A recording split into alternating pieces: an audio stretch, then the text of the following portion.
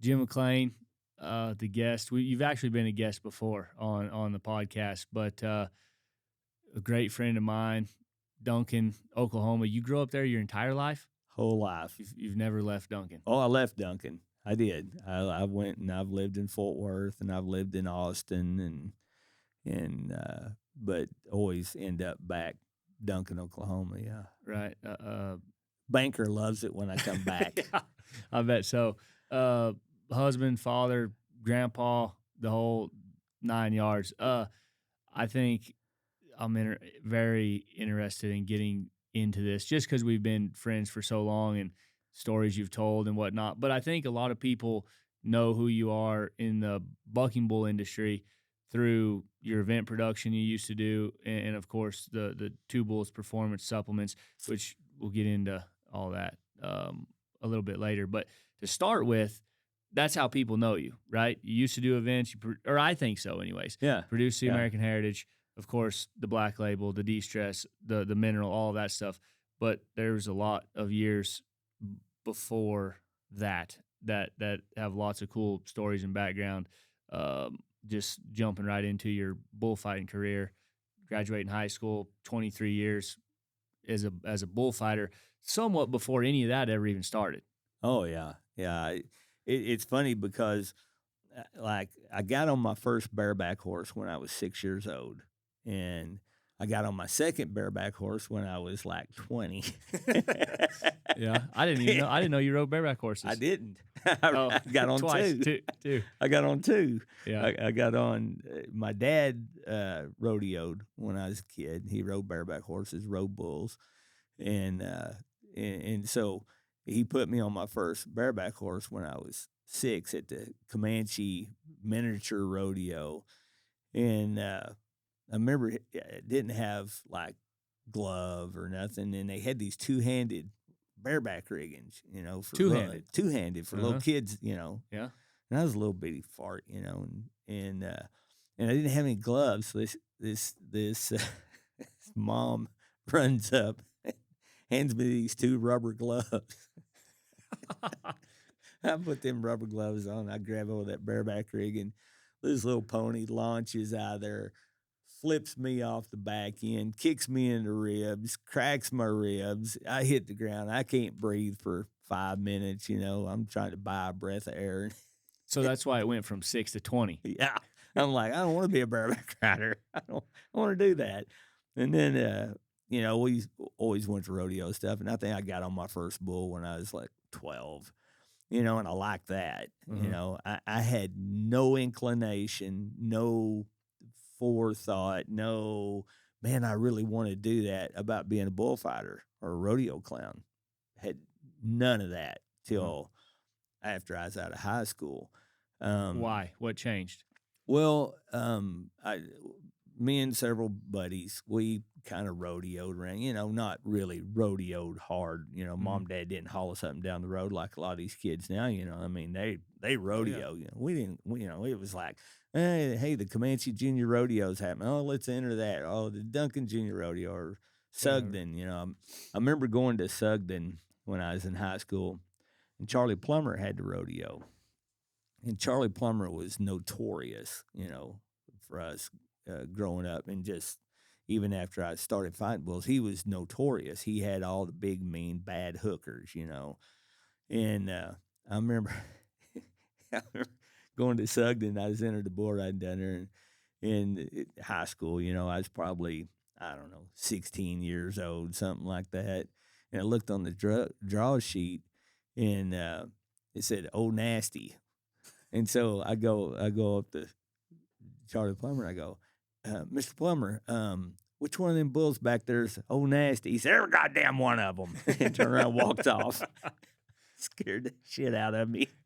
It was, and a buddy of ours, Earl Gardner, hell of a bull rider, hell of a bareback rider, just a great guy, still one of my dearest friends. Did the service for my dad's funeral, just super close friend. Earl and all them guys, they rode bulls really, really good, and Earl, I remember Earl got on this bull Plumber's called Six, and he reached back with a horn and hit Earl right in the mouth and split his lip open with a horn. Earl just takes his rat. This was in the buck and shoot? Yeah, in the buck and shoot, and it freaking reaches back. And they didn't tip bulls back then, you know. No vest, no tipping, no helmets, no vest, no nothing. You know, this bull's hit Earl right in the mouth and split his lip. I don't think he lost a tooth, but he split his mouth open. Earl just takes his rap and rides the shit out of him, and then takes a massive hooking when he got off. You know, it's like crap. But anyway, so I kind of rode some bulls, you know, as I went along through high school, and then I got out of high school, and I thought, man, I want to ride bulls. You know, that's really cool. And while I was in high school, one year, senior year, a friend of mine down at Comanche, Oklahoma, a guy named Dwayne Parks. He's the ugliest guy I ever seen in my life. He had big old googly Marty Feldman eyes and these old big nasty teeth, and chicks just loved him. You know, they just loved him because he could dance. He's the ugliest guy I ever seen in my life. You know, so anyway, he goes, "Hey, Uncle Charlie's supposed to fight bulls at the rodeo this weekend, and he's hurt, and he wanted to know if we wanted to do it." And I'm like, "Oh hell yeah, let's do that." And like, so, what year do you think this was? Oh, this was 80. No. This was 70. 80. This was 79. You know. Okay. And so we go and we go to Goodwill and get some outlandish stuff, and you know, put some lipstick for makeup. You know, we don't know nothing. We don't know crap. But we're going, you know, fighting bulls, that could be pretty good. Chicks will dig that, you know. Right. So me and Dwayne, we go work this rodeo. We don't, neither one of us know what we're doing. Ain't got a clue. I at that point, I didn't even know any bullfighters. Didn't know any. You know, I'd kind of watched them at rodeos, but it wasn't. It isn't like it is now, or even once I got started, how it became. Mm-hmm. You know, once you kind of start watching that, then you start dialing in on what are they doing, how are they doing it. You know, we didn't know nothing. Wasn't something you guys were paying attention to? Oh God, no. You know, it wasn't. You know, and so anyway, we did this rodeo, and Charlie got paid. We didn't get paid nothing. Charlie got paid. And I didn't think nothing else about it. No big deal. Well, I got out of high school, and I'm going to a contractor named Don Dees. We lost Don this last year. Just a super great dude, and it's his boys, his whole family part of this rodeo production. And anyway, so we'd go to Don Dees every Wednesday night and get on bulls, practice bulls, and then go on Saturday night and get on bulls or go to a rodeo. And so I'm going to Don Dees, and that year I got on 154 bulls, I believe is how many bulls I got. Practice pen? Just all for the year. And I rode like 58 bulls out of 154. And I've never been to a school, never nothing. It's just go get on and try to figure it out. Right. You know, School of Hard Knocks. Yeah, School of Hard Knocks. And so we're at Don's, and I rode Don's rankest bulls, and he had some ranked bulls that went to the IFR, and you know, and I mean bulls that guys didn't get rode. I'd buck off the dinks and I'd ride the rank ones. No reason, no rhyme or reason. Wasn't because I was some super tough, you know, talented individual. I just tried hard, you know. Go get on. And I had one bull of his, a little black muley called DJ. I never rode him. I got on that bull, I bet 20 times that year. I never got him rode. And he's just a little jump out there, kick over his head, turn back, and you know, and he bucked me off every single time. But then I'd go get on like 44, and the only guy that rode 44 that year was myself and Jimmy Martin. And Jimmy Martin was a hell of a bull rider. I mean, could have went to the national finals, could have done it. I mean, this guy was talented, super bull rider. And so we was the only two to ride 44 that year. but I was the only one that couldn't ride DJ. Yeah. So I kind of rode bulls, all for 2 or 3 years, or a couple of years, 3 years, and I went to a bull riding at Eugene Weekly's down at Burke Burnett, Texas, and Eugene was having this bull riding, and I met Rex Dunn and Ted Kimsey and Eric Veers. And like I said, let me back up. Let me back up a little bit. So I was at Don's, and one night, and this lady shows up with a carload of kids. I mean, they're from 3 years old to 17 years old, and I think I'm probably 19 at this point. And this lady comes out here and she tells Don, she goes, "My son's going to be a bull rider, and I want him to get on some bulls here." And Don's like, "Okay, yeah, well, we got something that'll work for him, And she goes, "I'm going to pick him." And The mom wanted to pick him? Mom wanted to pick him because she'd been to a rodeo before. She knew what bull riders, what they needed to get on. And so we're all just kind of standing around, kind of, Okay. yeah, okay, whatever. And so she goes back there in the pens, and Don's arena literally was bed springs and bicycle wheels wired together. That's no shit. It was bed springs and bicycle wheels and pallets. It was a death trap, Right. But Well, you didn't know no different. No different. Hell, that's a place to go get on bulls, Mm-hmm. And he only charged us $5. Back in the day, bull riders, we used to have to pay to get on get on bulls, So you had to save your money, and go get on your practice bulls. So anyway, this lady, she goes to the back pens and she points out DJ. "I want him to get on him." And Don goes, "No, you really don't want him to get on him." And she goes, "Yeah, he ain't got no horns. He can ride him." Okay. Don runs him in. And this little black dude, he had little scur horns. He wasn't a muley. He was a little scur horn bull. But anyway, he'd hook your ass. I mean, he wasn't playing. And Don said, "Hey," he said, "You mind standing out there and just kind of..." He's talking to you? He's talking to me. Right. He goes, "Hey, you mind standing out there and kind of, don't let this kid get mauled?" And I'm like, "Yeah, sure, This little bull jumped out there, and he did what he did every time. He went one and turned back, and he slung this kid out there, and here he comes, And this kid lands with his head in the dirt and his ass in the air. And I just kind of step in there. I didn't really have any bullfight moves or any knowledge of this is what you need to do. It's just, how you just run through there and distract them and like that. Well, I stepped in there, and I had DJ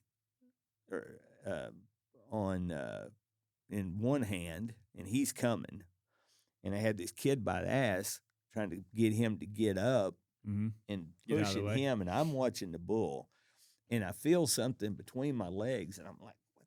And I look down, and this kid's trying to crawl between my legs. He goes, "He's going to step on my hat." I said, "He's fixing to step on your head." And I get this kid thrown out of there and take DJ away from him. And anyway, Don says, "Hey, that was pretty good." And I'm like, "What?" And he said, "You did a good job of saving that kid, And he goes, you want to work my rodeos?" And I'm like, "I don't know. Sure. I guess, I didn't, hadn't thought about it. I had no." And I said, he goes, "I'll pay you." And I said, "Well, what's it pay?" He said, "It pays $37.50 a night." And he said, "My rodeos are all 2-day rodeos, so you make $75." And I'm like, "Can I enter the bull riding?" And he's like, "Yeah." And I said, "Okay." So the entry fees are $40. I'm going to clear $35. And so that's... So you was fighting bulls at Don D's rodeos and entered the bull riding? Oh, yeah. I got you. Yeah. And did he buck you first where you could... Oh, no. I got you. Oh, no. I was dead ass last. And so we go to the first rodeo, which is at Lindsay, Oklahoma. in B.J. Tallman country. Yeah. And matter of fact, the arena is right there beside BJ's forklift business. Right. So anyway, I get to this rodeo, and this is back when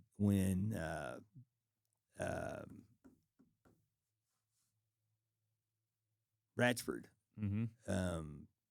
Wendell Ratchford. Most people don't know how great a bull rider Wendell Ratchford was. He was, went to IFR, world champion, all these things. He was still riding bulls, and so that's how long ago this was. Ronnie Roach was there. He was entered. These guys that in the bull business we only think of as, oh, well, them were bull men. Well, before they were bull men, they were great bull riders. Right. And so them guys are all entered there. Well, I draw this bull at Don D's named George. He's this big red, big old wide horns, mean son of a buck, but he just turns back right there and spins, and in today's scoring, he'd be a good 21-pointer. Yeah. Back then, he was the one. He was Godzilla, as far as I'm concerned. J.T. Thompson, he was another old man that rodeoed with my dad, just crazier than bedbug, but rode bulls. Like, he knew more ways to cheat a bull than you could ever imagine. I mean, anyway, old JT, he's like, what you got to do? He said, you got to sweat that bull. He said, you got to sweat him. You got to get back there in that back pen with him and sit down and just sweat him. Make him dread you getting on his back. Just got to sweat him. And I'm like, okay, I'm going to go sweat this bull. I get back there, and the rodeo's over, so I've got him at the very end of the rodeo. So all during the rodeo, because I wasn't doing comedy or acts or anything like that, wasn't even in my realm of thought. I was just fighting bulls there and riding bulls. And so during the rodeo, I got back there in the bullpen. I sat down there in that pen with that bull and sweated him. Basically, I sweated me. He didn't care. And when they run him in the chute at the end, I went and fought all my bulls, worked the bull riding. Like, before we get too far, how many entries? Like, when you said you fought the bull riding, like backing them to, like, it'd be 25 in the bull riding in a perf, and then everything after that was in the slack. So we'd have a lot of times where we may buck 50 bulls in a night. By the time this isn't bull riding. This is at a rodeo. It's at a rodeo. I got you. There wasn't standalone bull ridings other than the Ardmore bull riding, the JC's bull riding.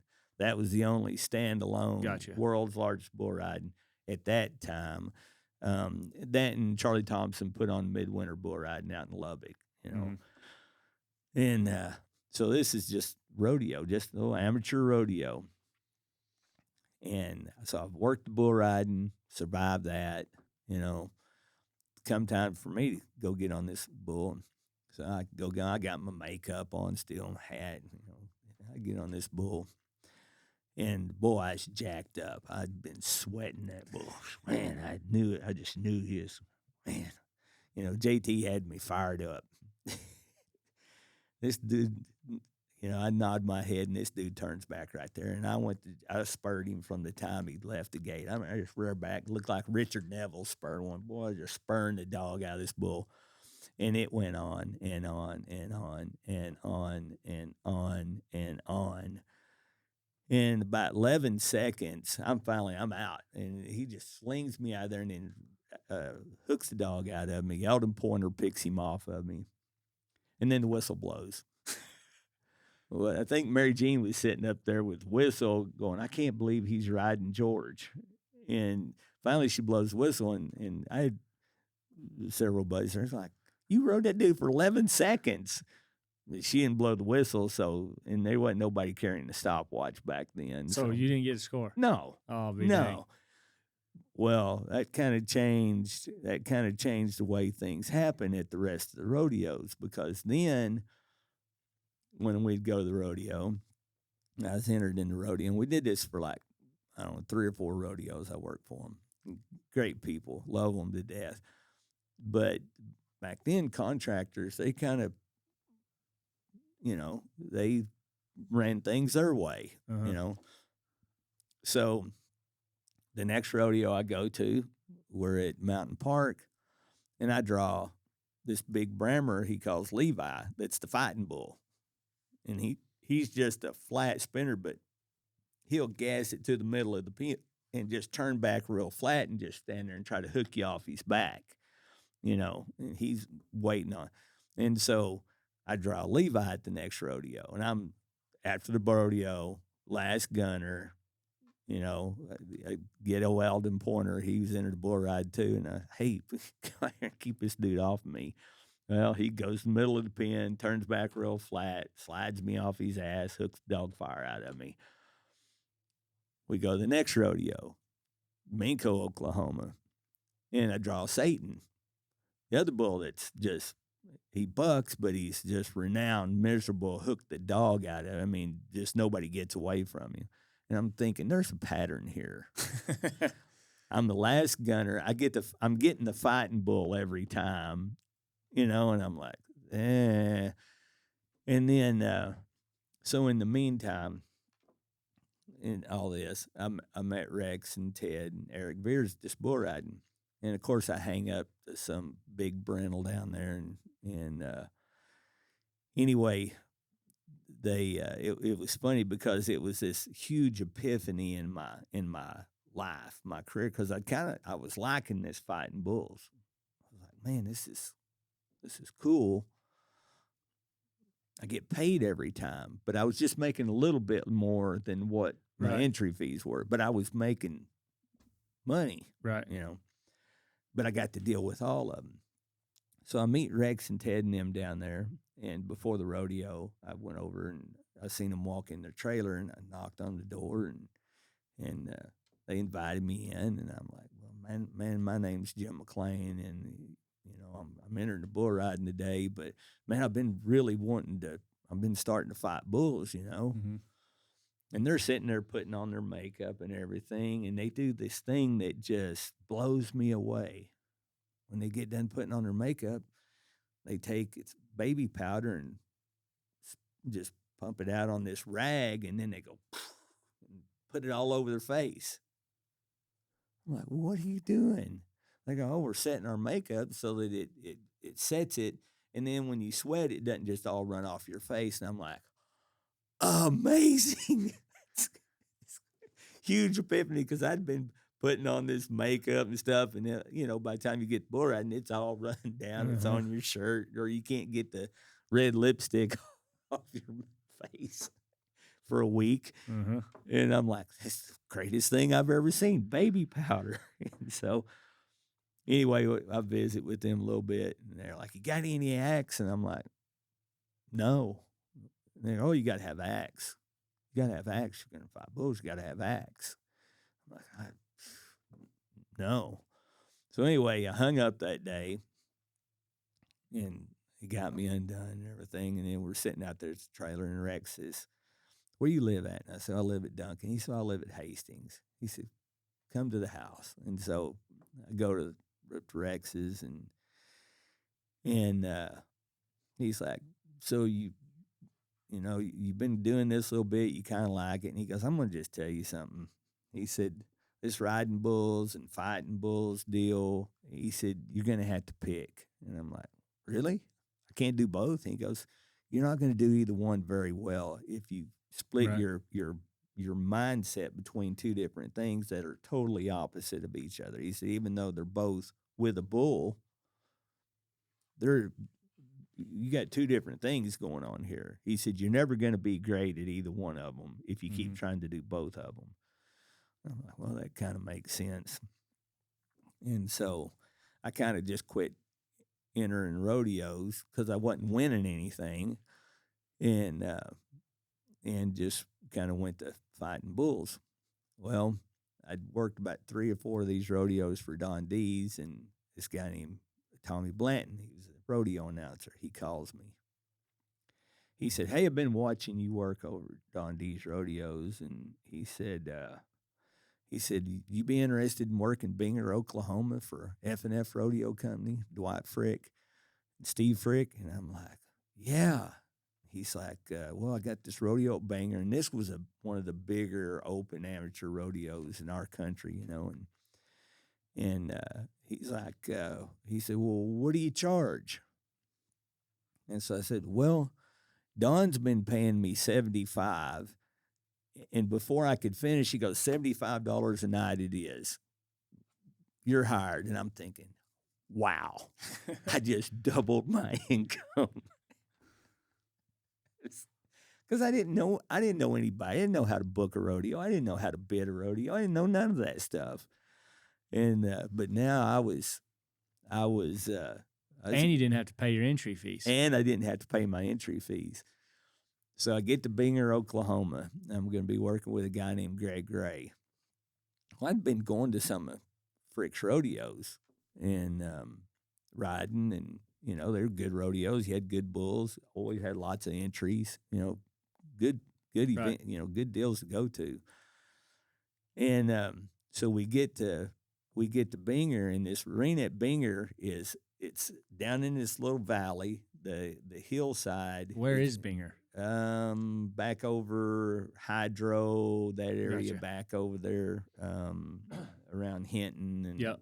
Anyway, beautiful country over there, but it's all real hilly, and so the arena was kind of sit down in this little cubby hole, and the hillside was the people. Stands? Just people just come and throw the blanket out on the hillside, and on one side they had some grandstands, the other side just had a hillside, but it run uphill from the buck and shoot to the roping box.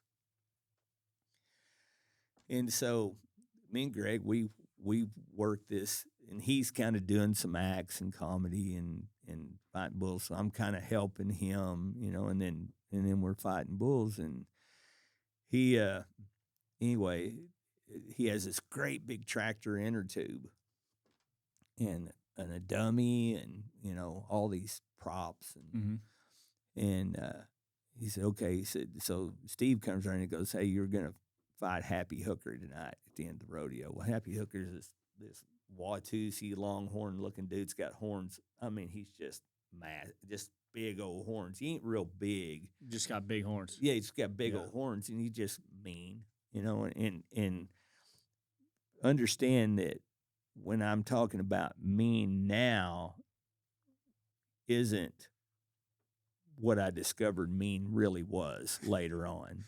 I discovered mean really later on.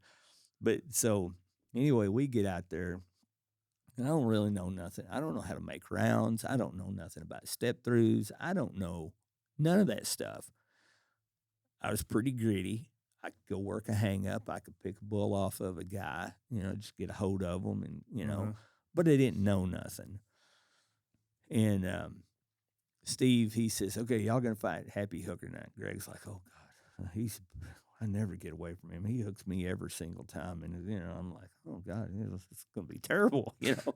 So we get out there, and Greg has the dummy, and I have the inner tube. And he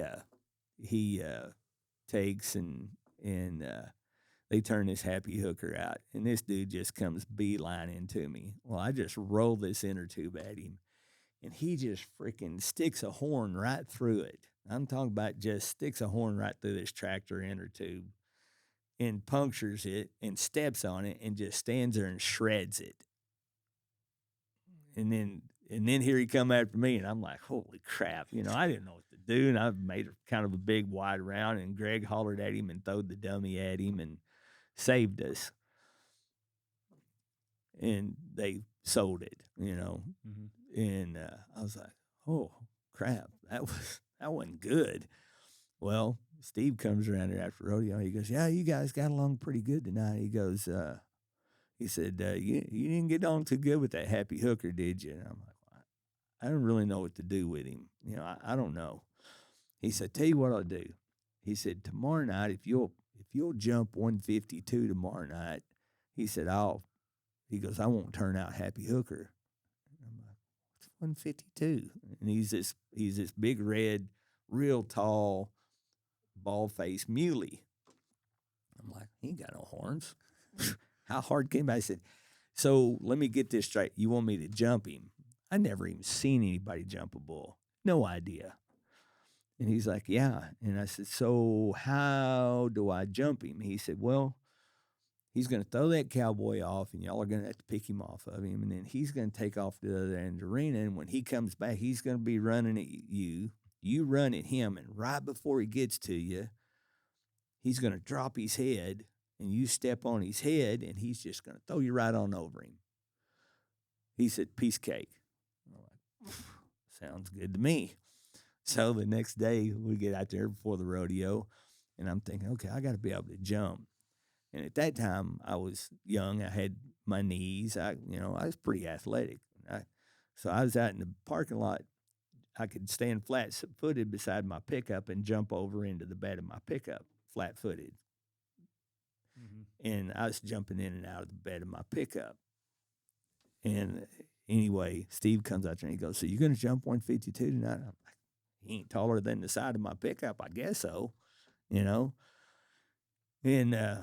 sure enough, we worked the bull riding. He throws the guy. He saves him for last. He throws the guy off. We pick him off of him, and this bull takes off and runs up to the other end of the arena, and here he comes. I'm like, well, here we go. Boy, I built to him. And everything went just like Steve said. Everything. We get to each other. He drops his head. I step on his head. What he failed to take into account is he had a pole on him like this.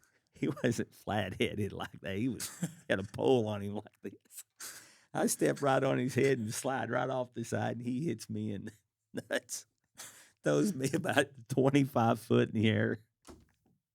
And I crash and burn. I was a mad son of a buck. I'm like, you dirty, rotten son of a buck. And this bull makes him another lap around the arena, and here he comes again. Boy, here I go again. Well, the second time, I just said, hell with stepping on his head. I just flat-footed and jumped him head to tail, and it worked out great. And then, so I got the rest of their rodeos, and every performance I had to jump that bull every night. He never got smart? Oh, yeah. And what would happen is, and he was the coolest fighting bull I think I ever fought because he played the game. He loved the game. And so he'd throw a bull rider off, and then he'd make him a lap around the arena. Here he come, and I'd walk the inner tube to him, and I'd stand it up, and he'd run his head through that inner tube, and he'd go, pow, hit me right there just like that. I didn't have a vest on or nothing. He'd just go, pow. And when he hit me, he'd just throw his head in the air and his feet up, and he'd get that inner tube around his neck, and away he'd go around the arena with the inner tube. And then here he'd come back, and I'd flip the inner tube off of him, and then around the arena he'd go, and here he'd come back, and then I'd jump him. Well, if he bucked the cowboy off, it was like that bull would he would dive at me to where there was no way I wasn't going to jump him. There wasn't no way I wasn't going to clear him. If that cowboy rode him, he'd climb 10 foot in the air and knock me out of the sky. I mean, just cow kill me. And so, anyway, that's neither here nor there on the story. But anyway, I got to be good friends with Rex and started going to his house, and he started helping me with how you got to get some acts if you're going to do this, and help me get some acts to develop. Did Dudley's cow patty come from you? Yes.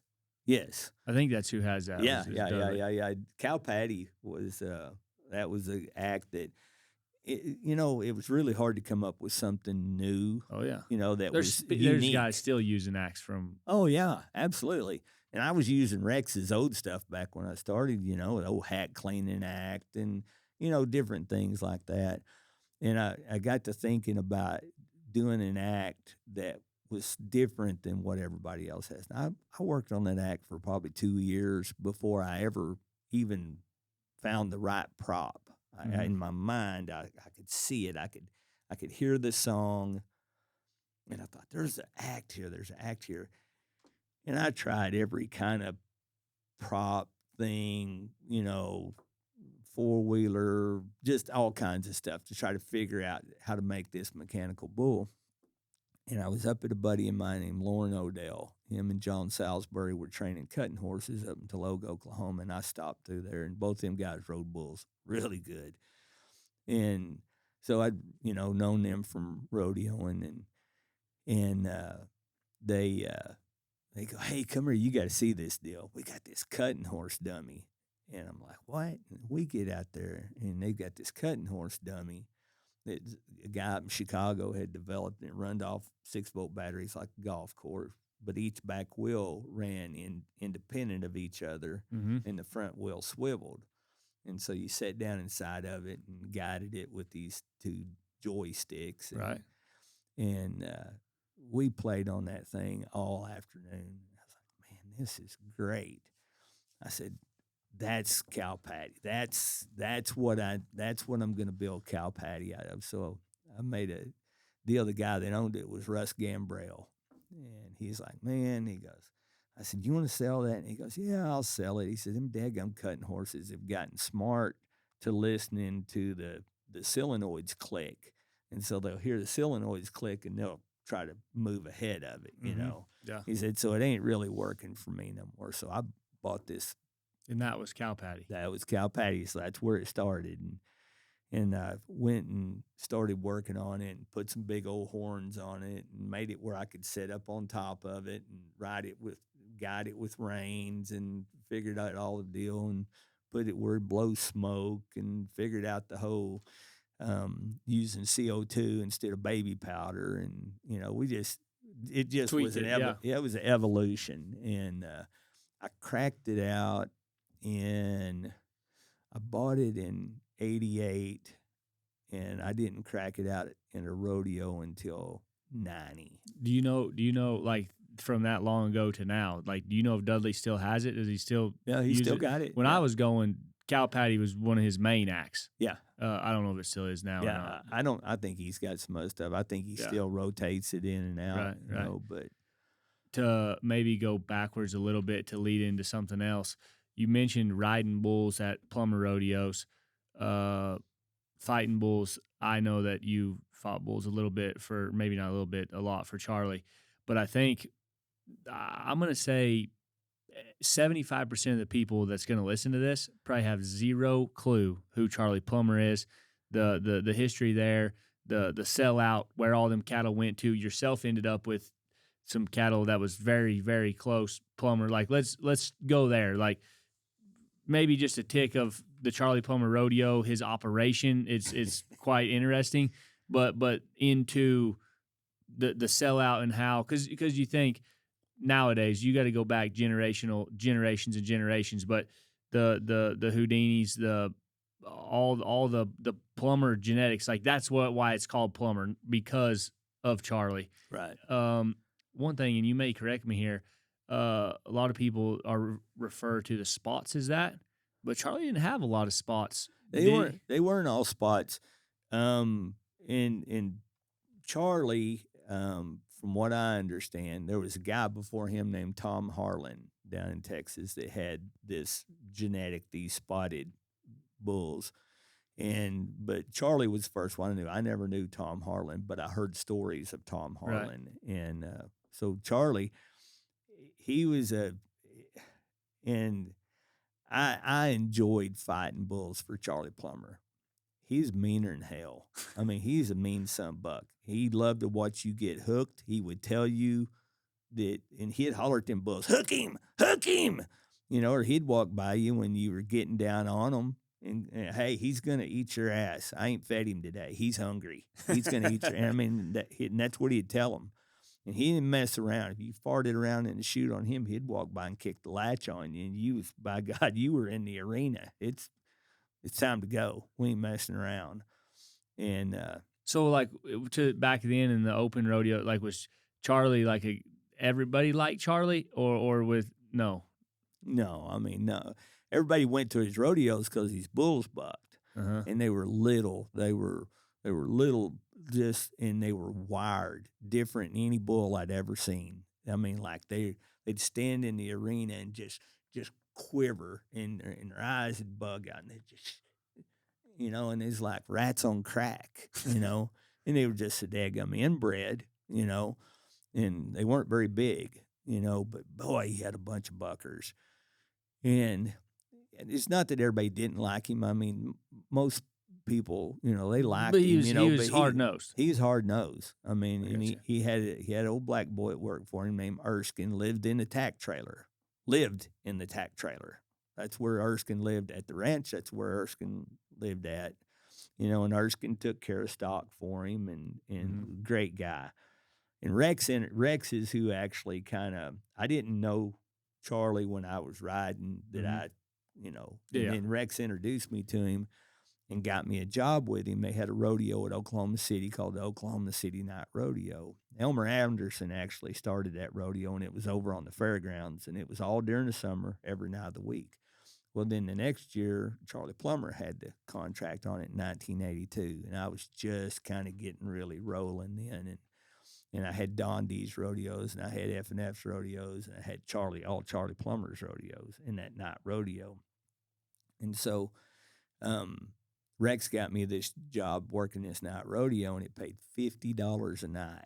And at the time, I still had a full-time job. I was welding. I was building oil tanks and heaters and treaters and separators. I was welding, and was making good money. But I'd work 40 hours a week, and I'd do my 40 hours Monday, Tuesday, Wednesday, and then I'd leave on Thursday, and I'd take off to go rodeoing. And so my boss at Paramore Tank Company, he calls me in one day, and he says, man, he said, you're the best hand I got. He said, you can build a 300-barrel tank by yourself in one day, and it takes everybody else here, a team of two, a day and a half to build a 300-barrel tank. You build one a day. And I said, well, I appreciate that. And he goes, but man, this rodeo thing, he said, you're going to have to make up your mind whether you want to work or you want to rodeo. And I'm like, can I have my check? And he's like, no, I don't mean like make up your mind this very minute. He goes, but you need to kind of put your priorities straight. And he said, rodeo always gets the back burner. To those kind of people, yeah, absolutely. And he's like, I want you to think about this. And I said, I just did. And he's like, what do you mean you just did? I said, I put 40 hours in here a week for you, and I take home $300. I said, I got a chance to go work a rodeo that pays me $50 a day, and for 7 days a week, I can fight bulls, and I work 30 minutes a day, and I'm going to make $350. I just thought about it. Can I have my check? And I'd worked for him for like 2 years. And he's like, no. And I said, no. I said, this is... You said it, and here we are. Yeah, I said, I'm good going. He's like, well, man, if you ever need a job. And I said, I hope I never do. That was wishful thinking on my part. But so anyway, I go to Oklahoma City. Charlie Plumber's got the rodeo. And the way Oklahoma City was set up, Monday, Tuesday, Wednesday was a rodeo. Thursday, Friday, Saturday was a rodeo. And Sunday was a specialty rodeo, like an Indian rodeo or an all-black rodeo or a women's rodeo or, something. And so Mondays and Thursdays were slack nights. So we'd buck 25, 30, 40 bulls in the performance at the rodeo, and then there might be that many more. We may buck 50, 60 bulls on the slack night. Mm-hmm. And they were all Charlies. And he'd go in and he'd go to the ranch and he'd gather a set of bulls and bring them in. And everything had sharp horns, big horns, and were mean. I mean, double mean. And didn't have no handle on them. When you found out what mean was? This is when I found out what mean was. So the very first night, the very first bull, and I was fighting bulls with Buddy Heaton. Okay, so a lot of the old timers remember Buddy Heaton that rode a buffalo and looked like Wild Buffalo Bill Cody, and he was notorious in the rodeo world and in the world. And his oldest son, Buddy Jr., was fighting bulls with me, and Buddy Jr. is 6'4", 6'5", 250, 260 pounds. He's a large farm animal and just tough as boot leather. So me and him were working. Never met him before. First night we walk in the pen. And the very first bull out's a bull called P11. He's a little bitty brammer, little kind of a mouse color brammer, little up horns about that long, sharp. And he is just throwing, and he's probably a 3-year-old. He don't weigh 1,000 pounds. He's a little bitty fart, and he is throwing a fit in there. And there's this color boy named Scooter Frazier that's got him drawn. He's a big, long, tall drink of water, and he was way cool and had the beads and the feather in his hat. And Charlie hated him, absolutely hated him, and I didn't find this out until later that he hated him, but it was pretty evident that night he didn't like him. And Scooter's 6'2" or 6'3". He's all legs. And so he's trying to get on this bull, and this bull's throwing a fit just upside down in the box, rearing up, laying down, just throwing a fit in there. And Charlie's like, "You better get out of there. I'm fixing to kick a latch on you." And he goes, "I'm trying to get out of here, Charlie. I'm trying to get out." And this bull's just throwing a fit. And I walked up and I said, "Mr. Plumber, what do you want me to do?" And he said, "Stay the hell back." Okay, gotcha. Whatever that means, stay the hell back. I'll get back. Well, this bull jumps out of there when Scooter gets him nodded for. This bull leaves there and he jumps about 6 foot in the air and turns upside down. And I'm talking about all 4 feet to the sky. Scooter, he could stand over this bull and his both feet touch the ground. He was that much, this bull's little. This bull just turns upside down, his feet to the sky. Scooter just comes off to the end of his arm. Before Scooter's feet hits the ground, this bull gets under himself before his feet hit the ground. He gets under himself and sticks a horn in Scooter's eye and takes his eye out. And I'm like, holy crap. And I just reach in there and I grab him. And when I did, this dude sticks a horn through my arm. That split right there. He sticks a horn in my arm, throws me in the air, comes down, sticks a horn in my jaw, throws me over the back of the buck and shoots, comes back across Scooter, lays Scooter's chest open, jumps over him, hooks Buddy Heaton, hooks a pickup horse, and is out the gate before the whistle blows. That's the first bull I saw. He bucked him twice every night for 47 performances. Every night I saw that bull twice. And every night he just got meaner and faster. And it was like, holy crap. I mean, after him, it seemed like everything else would be walking apart. Yeah. But no, they just continually, just one after another, that was that mean. And I'm bleeding out every orifice. They done packed Scooter off. And Buddy, he's like, "Whoa, that happened fast." And I was like, "Yeah." And this bull was so fast, like the bucking chutes were on the side of the arena, roping boxes down here on the right hand end. So there's a bunch of them ropers would be down there waiting on slack, and they'd be standing in the arena out there, tying their hand and doing their, messing around. And this bull, when we got him off Cowboy, I mean, if he didn't catch somebody right away, he'd run to the far end of the arena and whirl around and look. I can't tell you how many ropers he caught coming from the far end of the arena to the roping box, and they'd be standing from here to that wall off the fence, and he'd catch them before they got over the fence. And he was fast. He was fast. I mean, fast, and he run like a warthog with his tail over his back. Well, I mean, this dude was coming now. Uh-huh. And so what Buddy and I got to do, Buddy built this dadgum dummy out of pipe. This damn thing weighed more than I did. I couldn't even drag it out there. Buddy had to drag this dummy out there. And so we'd get out there and we'd tell them bull riders, "I'm going to tell you something. You get off this dude, whether it's your fault or he bucks you off or he, excuse me. Bless you. If he bucks you off or you ride him, you let us get a hold of him and you don't dick around. You get out of there. And if you get bucked off, we're going to get a hold of him. We're going to give you a shot out of there. Don't mess around. This dude's going to tear somebody up."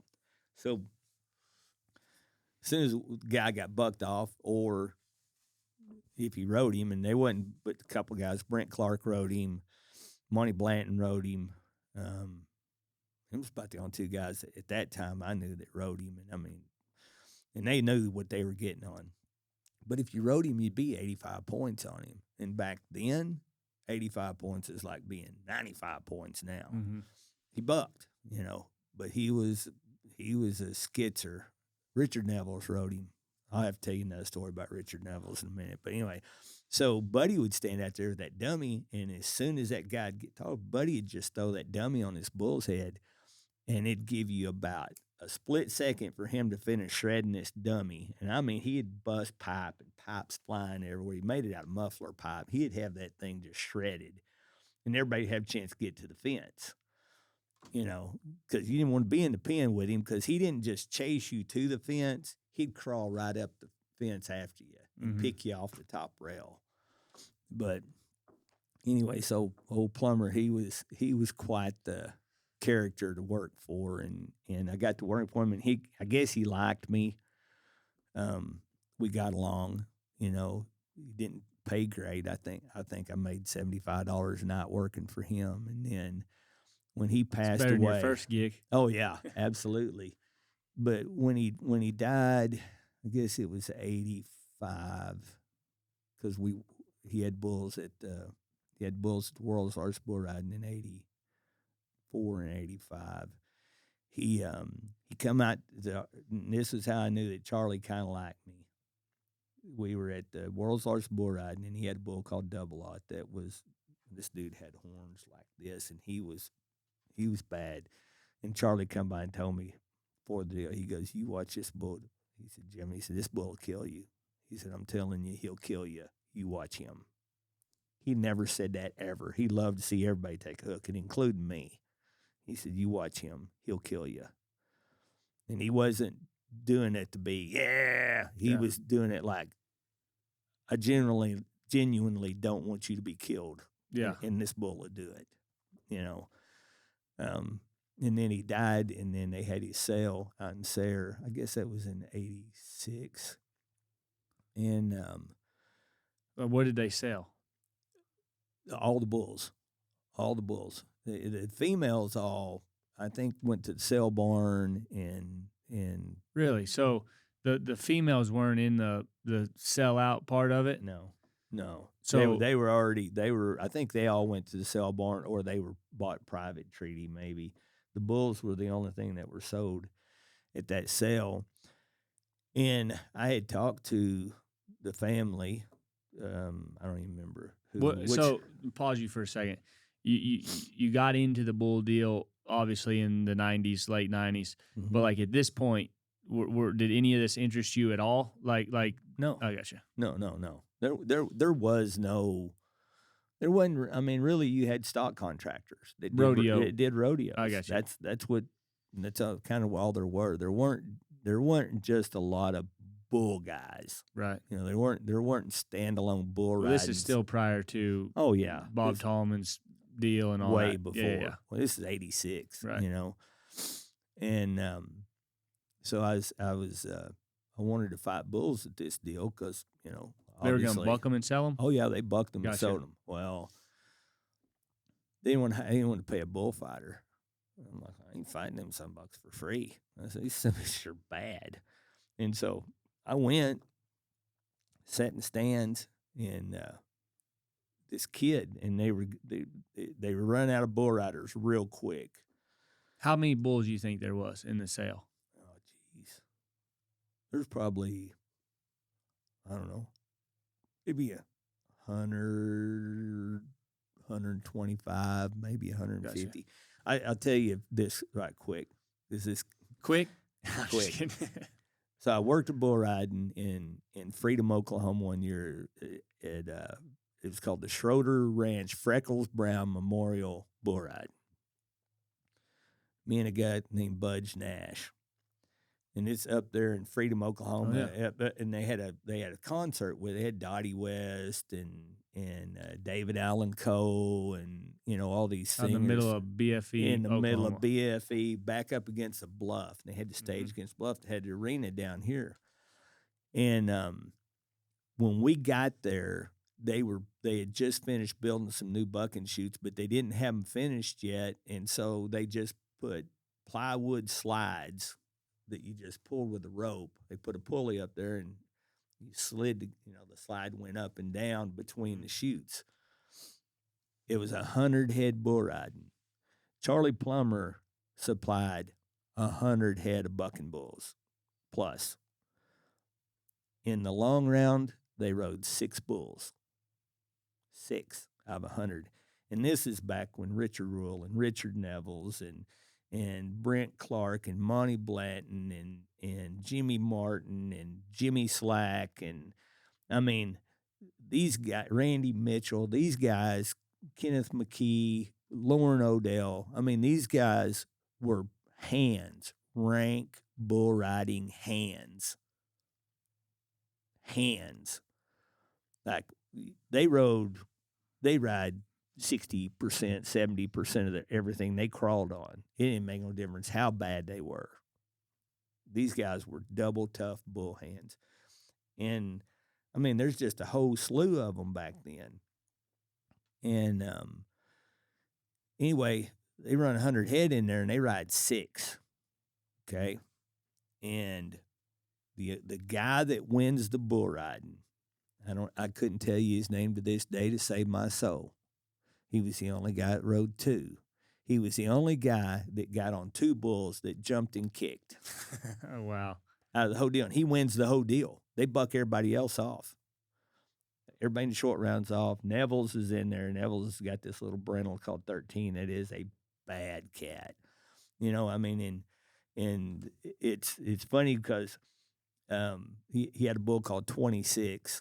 And he was probably my favorite bull that Charlie had because I had to turn him back and you just stepped in the box with him. You kicked the latch and stepped in the box and he'd turn back right there and just stay in it and bucked. And it was just a good one, And I step in there and catch this bull and turn him back. And the next thing I know, I'm traveling. I mean, I'm going down the pen. This bar 59 had thrown the slide up behind him and run through there and run his horns through my baggies, through my suspenders, and he had me on his head, and he was carrying me up the hill. Busted through that plywood, huh? He just throwed this plywood slide up. There wasn't nothing to keep it from going up. It just slid up and down. He just throwed it up and run out there and run his horns through the back of my baggies and carried me up the hill and then hooked the dog crap out of me up there on the other end of the arena. It was a wild deal, but that was the only guy I knew at the time that could take and supply that many bulls of that caliber, and only 2 bulls out of the whole bunch jumped and kicked. Right.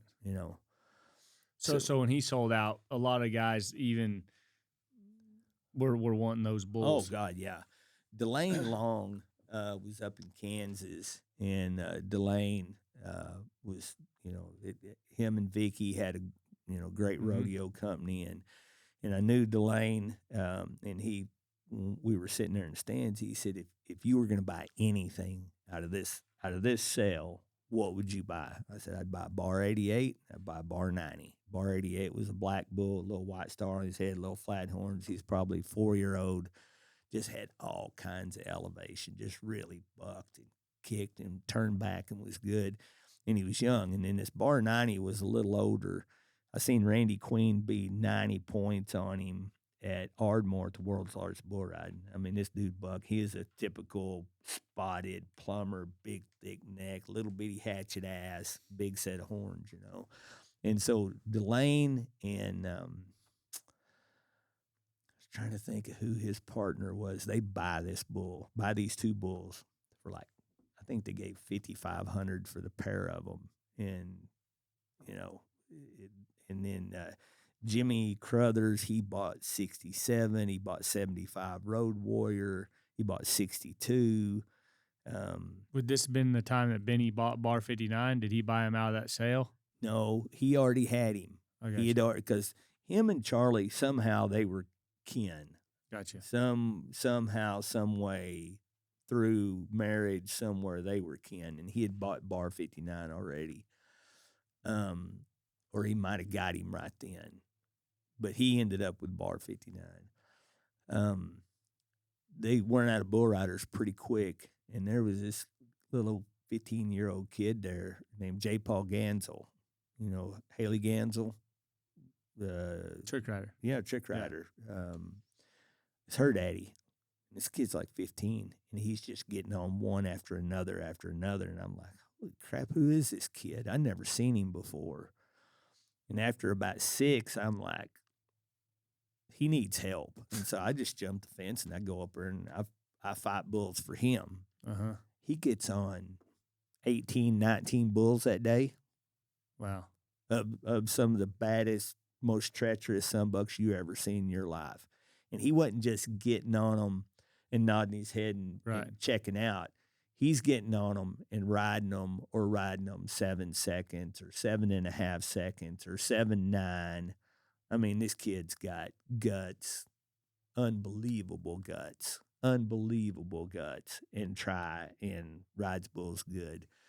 And him and I got to be friends from that day forward, you know, and he made the circuit final several times. I mean, just heck of a bull rider. So as your bullfighting career is winding down, did you get involved in the cow business? Like, so now we're going to fast forward to, say, the mid to late 90s, right? Mid 90s, yeah. Mid 90s was the when I say the supplement company, I mean, you've done a lot of different things, but the Sports Rub was kind of the first product, right? That was the very first product. Okay, so was that first, or was getting involved in raising bulls first? Raising bulls was before the Sports Rub? Yeah. I got you. So when you buy into, again, for you guys listening, we fast forwarded, say, 10 years, right? And we skipped all the Miller Lite years. That was good. Which is probably better. You and a partner, Brent, buy into some cows from Ronnie, correct? Right. Well, Brent bought the cows. Gotcha. Him and I were doing it together. He come home off the racetrack. He'd been a jockey. We'd growed up together, you know, done everything together, rodeo together, just did everything together, you know. And he left when we got out of high school, and I went and rodeoed, and he went and jockey. It was a jockey and one of the leading jockeys in the country. And we come back and we were like, hey, let's start getting some bucking bulls, you know. And he had bought a couple of sets of young bulls that didn't really have any bloodline or nothing behind them, you know, and they didn't really work. And then we called Ronnie up and said, hey, thinking about starting a breeding program. And so Brent went over there, and Ronnie sold him 8 heifers and 2 bred cows. Well, 8 heifers, 4 of them were Houdini daughters out of those original Plumber cows, that Kung Fu and all them. Mm-hmm. And then the other half of them were Spook daughters out of them original Plumber cows. And then the 2 cows that were bred cows were out of a bull called Cowboy Cut that go back to that 13, and that I was telling you about that Neville's got on, you know, up there that day with some rank. Anyway, so that's where it all started. And so the first year had those, and then the next year we went to Rex Dunn's, and him and Perry Klein had crossed some full-blood Mexican fighting bulls off the Garfious. He had a bull off the Garfious ranch, and he crossed them over these Brammerzine cows that Perry Klein had. He'd crossed some Brammers and some Limousines, and these were some great, big, raunchy cows. Even sound fun. Yeah, they were. And so they were crossing these half-blood Mexicans, or these full-blood Mexicans, over on them Brammerzine cows. Well, if you remember in the bullfighting days in 1997, Rex had in the rank pen, he had 4 of the bulls in the rank pen at the National Finals Wrangler bullfights. The fighting bull of the year was Howdy Doody. Then there was Rank Frank, was second runner-up. And then there was Rooster, was third runner-up. And then there was another bull called Striptease. And, I mean, there was this whole set out of this one calf crop, okay? Well, we go in there in 97, and we go up there to Rex's house, and we want to buy some females. And so we're fighting all these calves that he's just weaned. And so it's me and Brent and Maury Tate and Rex and Frank Newsom and Perry Klein and Cody Battles. And so Perry and Cody are handling the back pins. And so we're going through them, fighting them, just seeing what we like and everything. And I ended up buying a full sister to Howdy Doody. I had a full sister to Rank Frank, and I ended up with a full sister to Rooster. Well, this full sister to Rooster is this little bitty, scrawny, pot-bellied black muley. And she rolls in the chute, and you can't hardly see her at the first rail in the chute above the signboard. You can't hardly see her. She's tiny. And she is just throwing a scream.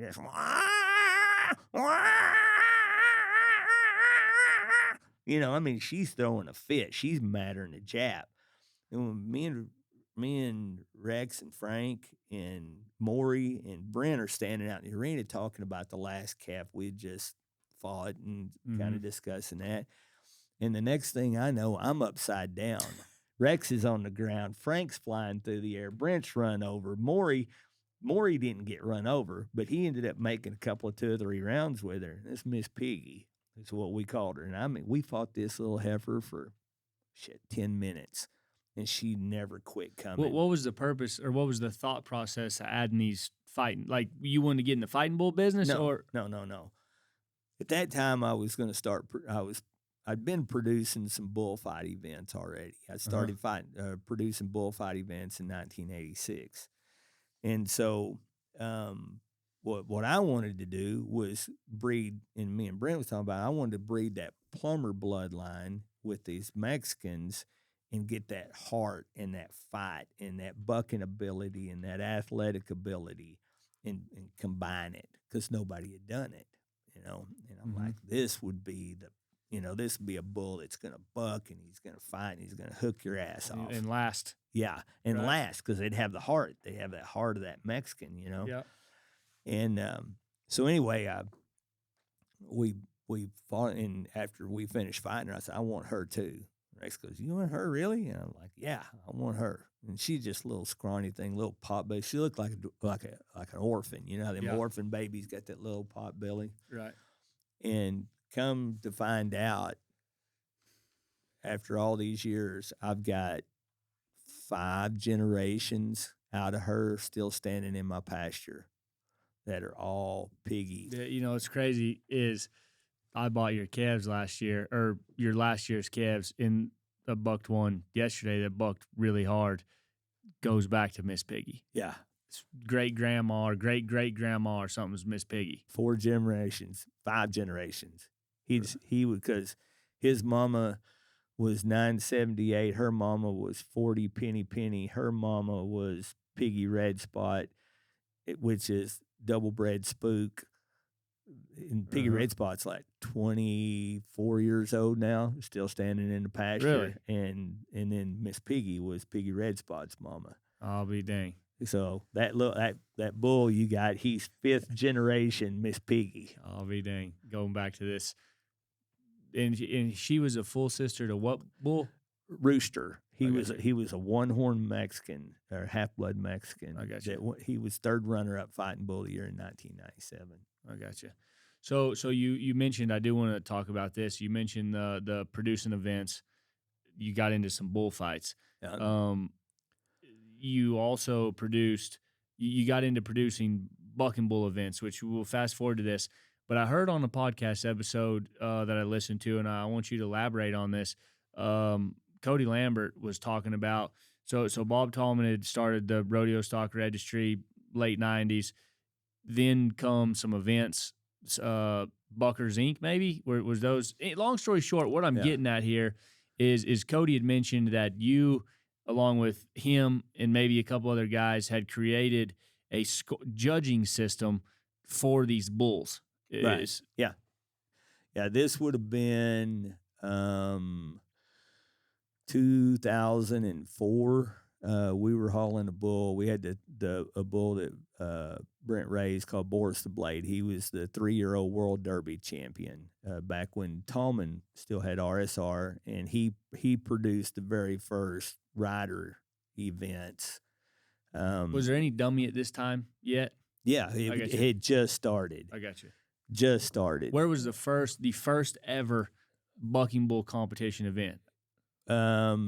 Okay, so the very first bucking bull competition event was actually Joel Logan and Terry Williams put on a bucking bull competition, and it was in might have been Dallas, and it was big bulls, rider bulls. Uh-huh. Okay, and Sean Fry and them, they had a bull. Let's see, they went it one year with a bull called Mardi Gras, and then I think Mardi Gras was the very first one. That was before the ABBI formed. Yeah. Okay, and so Tallman then started, and so the very first futurity, the very first ABBI futurity was in Apache, Oklahoma. Maury Tate produced it. He had a futurity and a classic. A little bull called Splat Cat, Danny Lemons, was first. Boris the Blade was second. Bell's Blue at Denny's was third. And another bull we had raised called Wicked was fourth. On the classic, Hotel California won it. That's how far back it goes. Yeah. And we were just getting going then, and had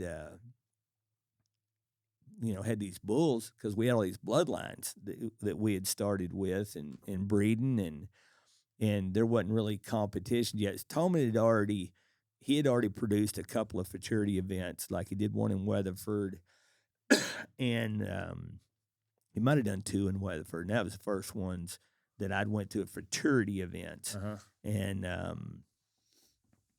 there was a Satan's Own won it 1 year. I was trying to think of what the other bull was.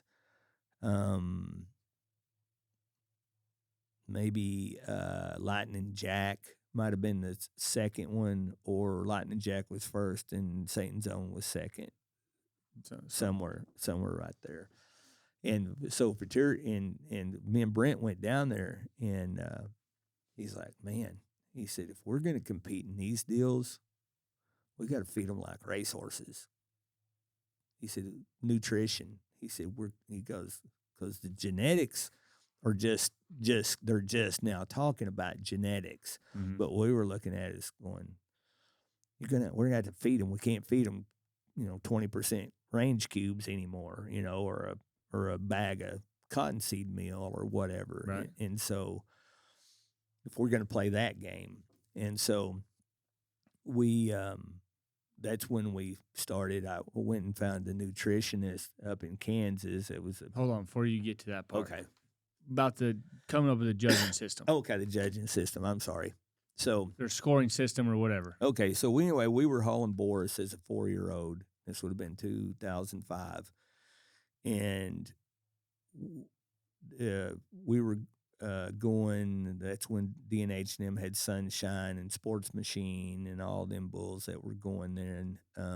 And Billy James had a rank Black Muley, Bell's Blues going, But what I was looking at is I sat down, and back when we were, so I have to take the bullfighting, the bucking bull competition back to the bullfighting. So when we were developing the professional bullfighters tour and protection competition, Alan Nelson and myself and Rowdy Berry and Rex developed a system for judging protection bullfighting, and it was based on not a judge's opinion like in regular rodeo. You're looking at a person's opinion, 1 to 100, 1 to 25 for the animal, 1 to 25 for the rider, and you get 50 on each side, and that's your score. But it's an opinionated. How good it looked. Yeah, it was his opinion. Right. And what I wanted to do was take that out of it and make it where it was merit based. This is just what happened. We didn't have an opinion what happened. we just wrote down what happened. And so we developed this system in protection bullfighting where here's all the things that can possibly happen in a given bull ride, you know, and a point value, everything from your degree of difficulty to your dismount position to working a hang up to, you know, preventing a hooking, all these things, and we gave it a point value. So when you're watching protection bullfighting, we trained our judges to where you could look at the action, but you had to be a bullfighter. You had to know what you were seeing, you know. And then you just go down there and go, okay, this happened to what degree? It was like 1 or 2, and then like on a degree of difficulty, it was 1, 2, or 3. And like on a hang up, it was 1, 2, or 3, you know. So you couldn't get way out there. So if you did everything wrong, or everything wrong went wrong, and you did everything absolutely right, you could only be like 18 points, you know. It wasn't 1 to 100 or 1 to 50. It was 18 points, but I could sit and look at that judging sheet from across the country after somebody else, you know, one of our events had happened. I could take and I could look at that judging sheet and I could tell you exactly how them guys fought bulls. Not based on the score at the end, but what they did on every single one of them. Did they get a hold of that bull? Did they not get a hold of them? Was their dismount position right?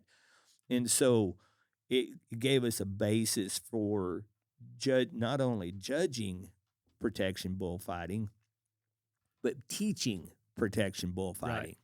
For sure. Teach it off the judges' sheets. This is the fundamentals. Here's what's going to happen. Here's how you got to do it. Here's, you know, and then when you judge it the same way.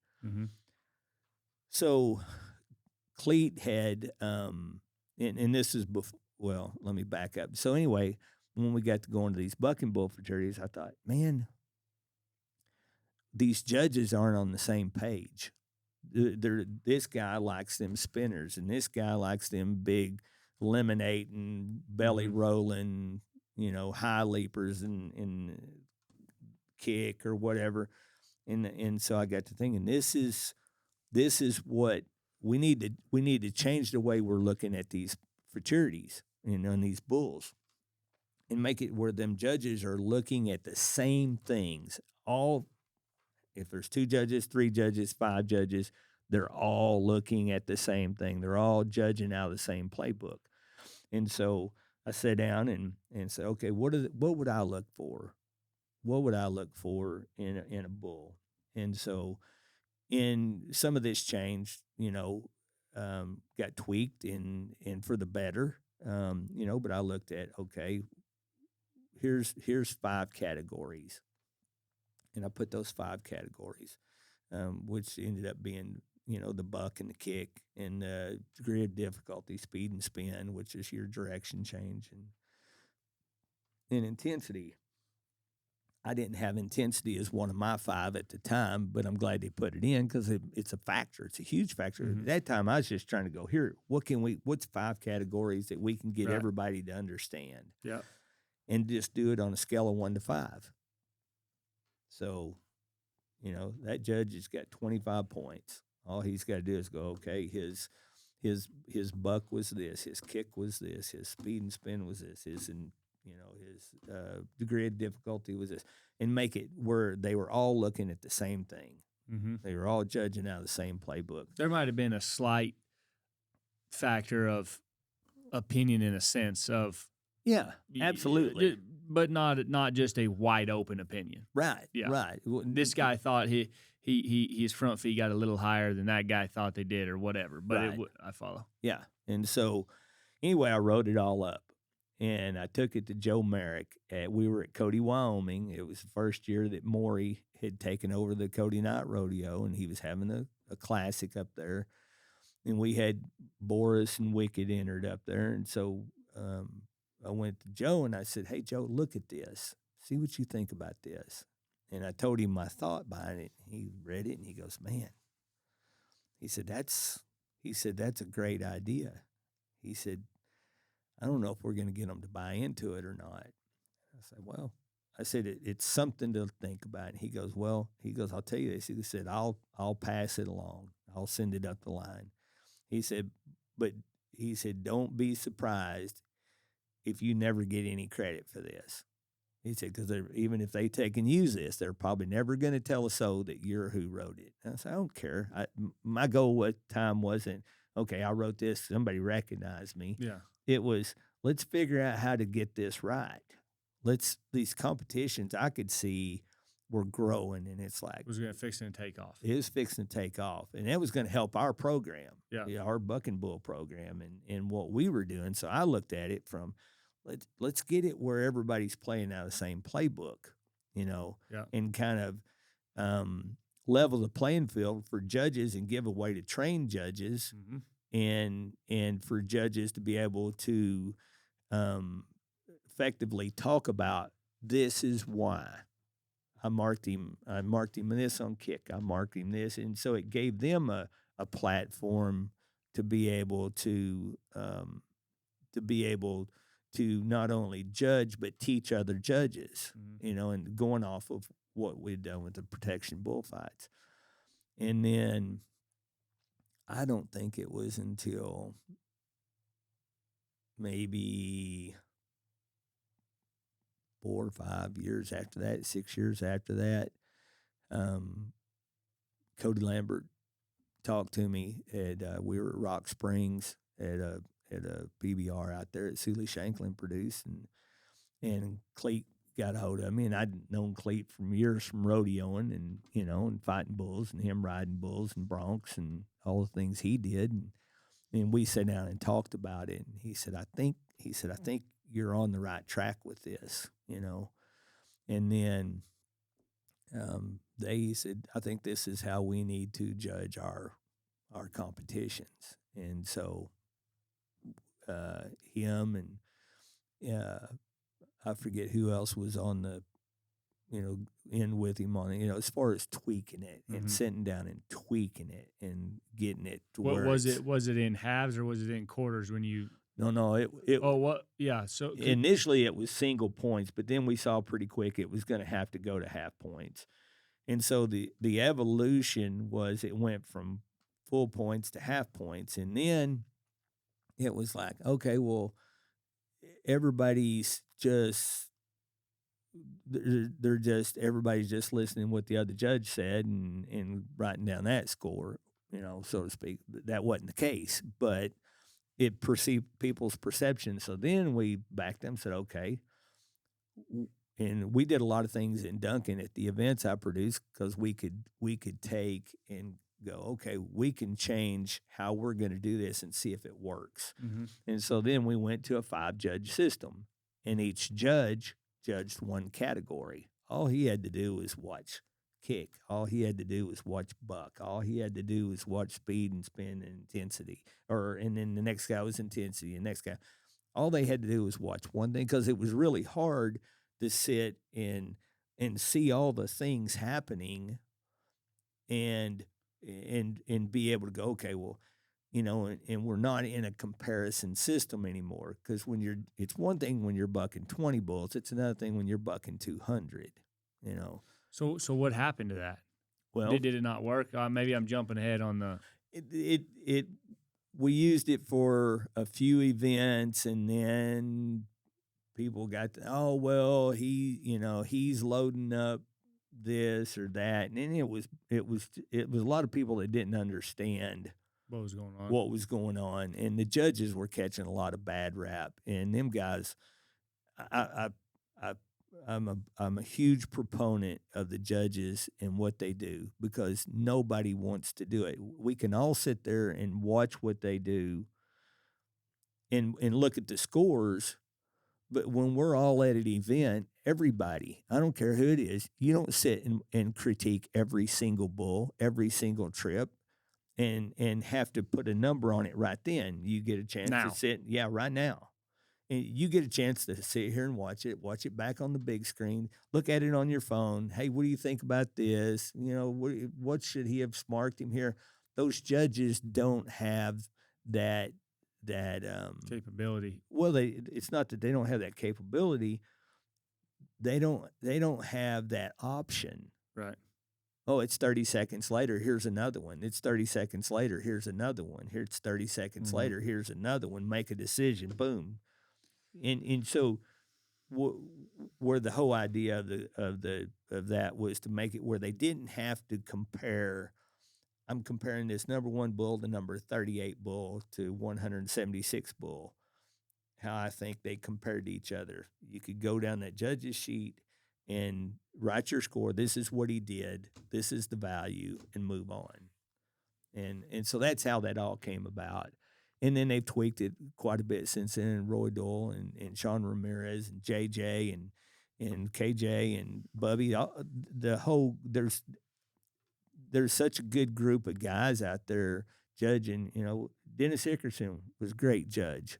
And he caught a lot of bad rap because he didn't see it the way everybody else saw it. It didn't make him wrong. He just didn't see it the way them other guys saw it. And so he got moved out of the judging system. And I always thought he was an outstanding judge because he was passionate about it. But I just think that the guys that take it on the judging, they need a lot more respect than they get, because that's the toughest job there is. It's tougher than raising any calf. It's tougher than getting one to the finals. It's tough because week in and week out, you're responsible for whether or not that bull makes it, or that bull makes any money, or he doesn't make any money. You're responsible. And I that's just my take on it. I know that's not what we didn't mean to get on that soapbox. Well, but what do you take? Kind of somewhat coming up with the whole system. What's your take on the 10th of a point? I think for the guys that have been in it and have done it, and the guys you just mentioned, the guys that I just mentioned, I think it'd be really hard to train somebody to do it, because you got 1 to 100. You got 5 categories. That's 1 to 20.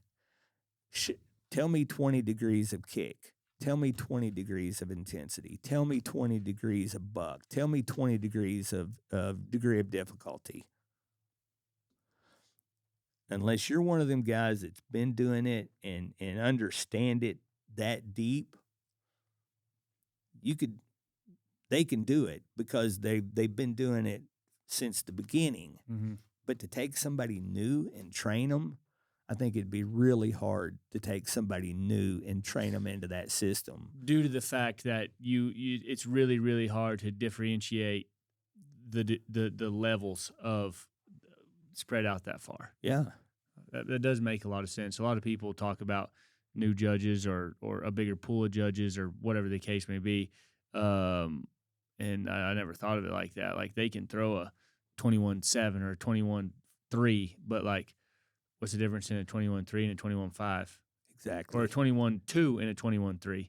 A couple guys mark 1/10 off could make the difference of winning first or winning third. Yeah, absolutely.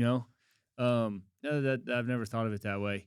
I will say this: when they first implemented it, it was at a 50,000 added ABBI event in Guthrie, I believe. I think we talked about it. We're going to judge on 10th of a points.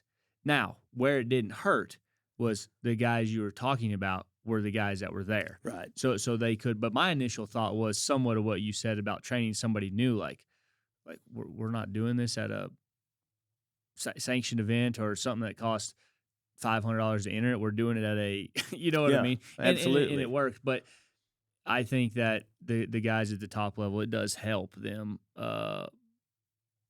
separate those bulls. But I never thought of it on training somebody new. How do they wrap their head around 20 different degrees of the certain categories? Oh, absolutely.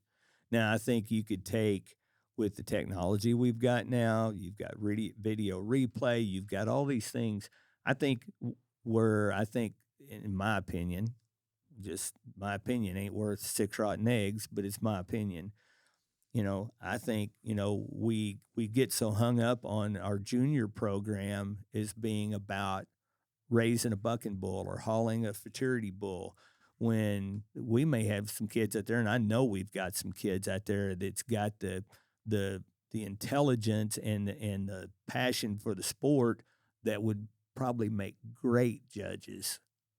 Why not take and get them started now? And let's develop some programs to where we can develop our next generation of judges and bring them in and let them mirror these judges that we have now and bring a new set of eyes into our sport, and also bring a whole new set of people in that are already involved, but maybe they don't have the money to go out and buy a good calf to compete with, or they don't have the facilities to be able to handle and train one themselves. You know, let's take and go here. Let's develop this side over here. Let's work on that side for our young people as well. Very, very interesting. I like that, because I think there is a lot of kids that potentially love bull riding or rodeo. What kid, especially in today's time with Yellowstone, doesn't want to grow up and be a cowboy? You know what I mean? But Oh yeah, they can't all own a bull, right. And I like that take on it. So talking about event production and things of such, what year do you remember? What year you were event producer of the year?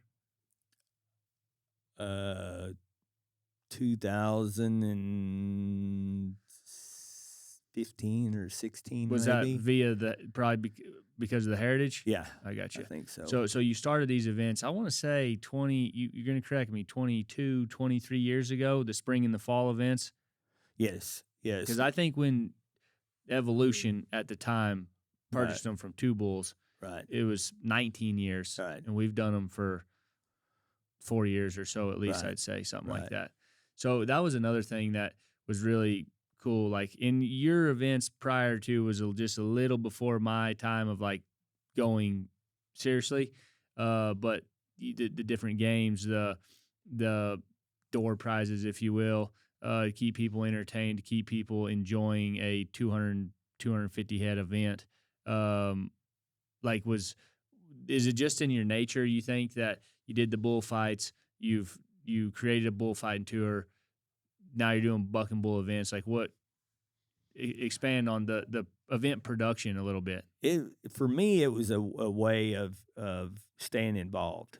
You know, when I retired from fighting bulls in 2002, I'd already been producing events. I liked that aspect of it, just taking and capturing. When I worked for Miller Brewing Company for 15 years while I was fighting bulls, and I ran their rodeo program for the state of Texas. And one of the things that we looked at a lot was entertainment value in what we got, and how do we tie corporate America to that entertainment value, and getting people to develop brand affection for the sponsors that sponsored these events, and how we made it an entertaining package, and not just for the people participating, but the people that came and watched it. And so I learned a lot from them over the years of 15 years I worked for them. And so I tried to take and incorporate that. And when I was putting these events together, look at, okay, how do we have events? And we always talk about, well, we need to get sponsors for these buck and bull events. We got to get sponsors. What nobody understands, not nobody understands. Let me back up. That's not correct. I think lots of people understand. There's got to be ROI. There's got to be return on investment. It's not a donation. It's not a donation. There's got to be some value in there. If I'm going to give you $100,000, how am I going to make $300,000 back? Mm-hmm. You know, not break even, because you can stay home and not do nothing and break even. You know, right. So there's got to be return on that investment. And so what makes our industry so hard is that we have such small numbers. You know, you go to an event and you might have 100 people there.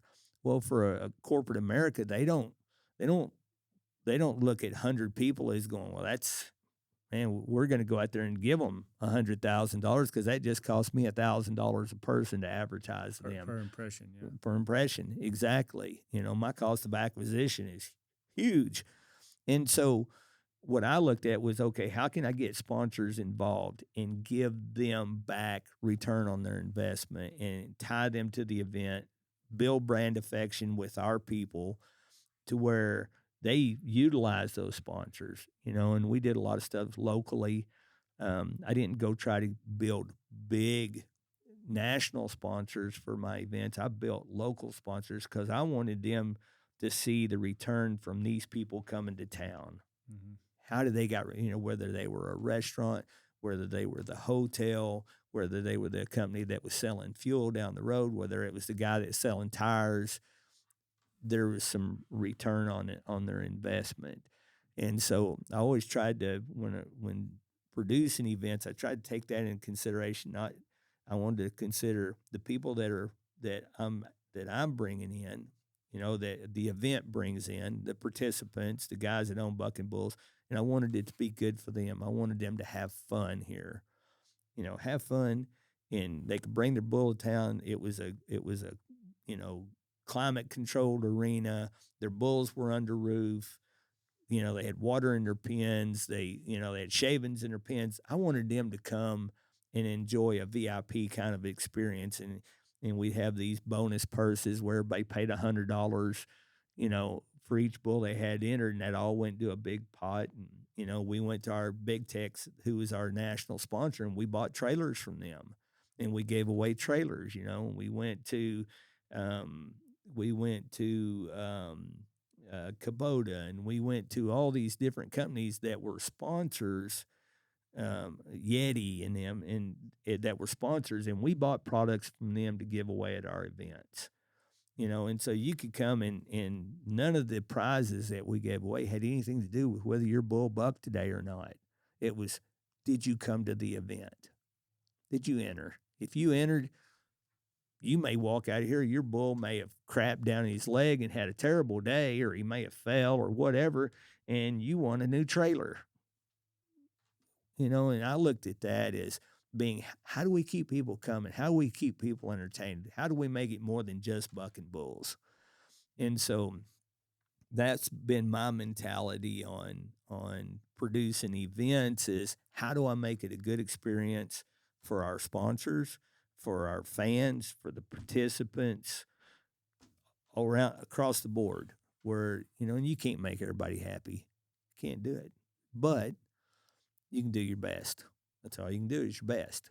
And so, I looked at it all those years of producing events and trying to always be better than I was last year, better than the last event I produced, try to do something more, something bigger, something, that people enjoyed.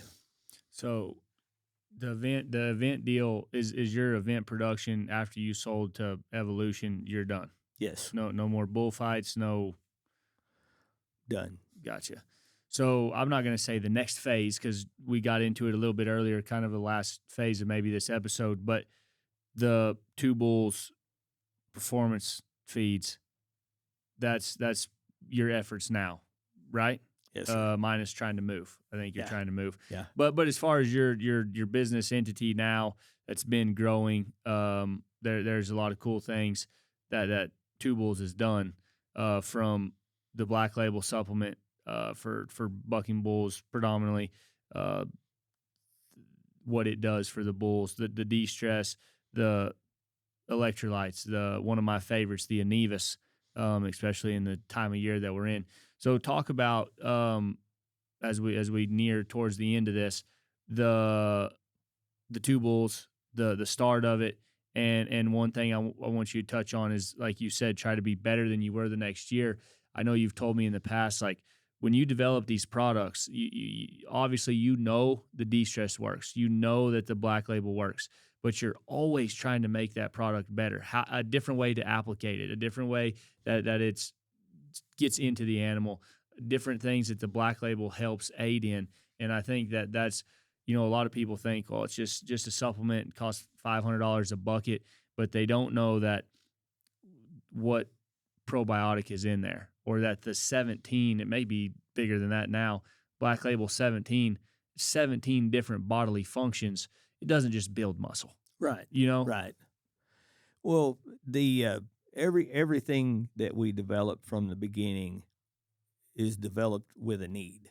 So we've had the luxury, and I say luxury. I use that term loosely, luxury of being in this buck and bull business for going on 30 years now. We've got to see the transition and what's happened with genetics and all these programs and different methods of training and different You've probably nutrition, seen it all. Like, everything, everything, and but the one thing that doesn't change is nutrition can make the difference all the way through.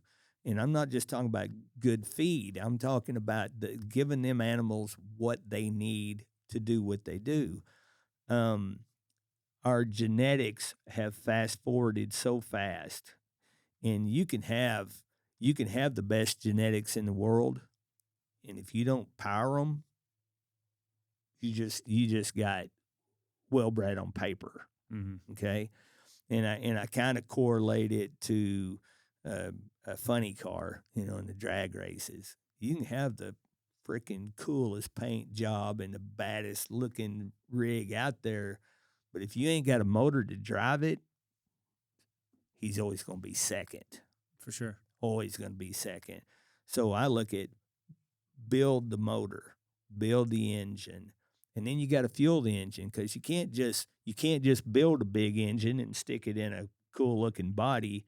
You got to fuel it. You don't take a funny car and go, yeah, man, E10 is quarter cheaper down here at Love's. It's $2.61, and I'm going to go down there and fill it up with that $2.61 E10, or some flex fuel. That's quarter cheaper. Because the guy in the lane next to you, he's got the pedal on the metal, and he's putting rocket fuel in his. Mm-hmm. Who do you think is going to hit that finish line first? For sure. I don't care what the body style looks like. I don't care what the genetics are.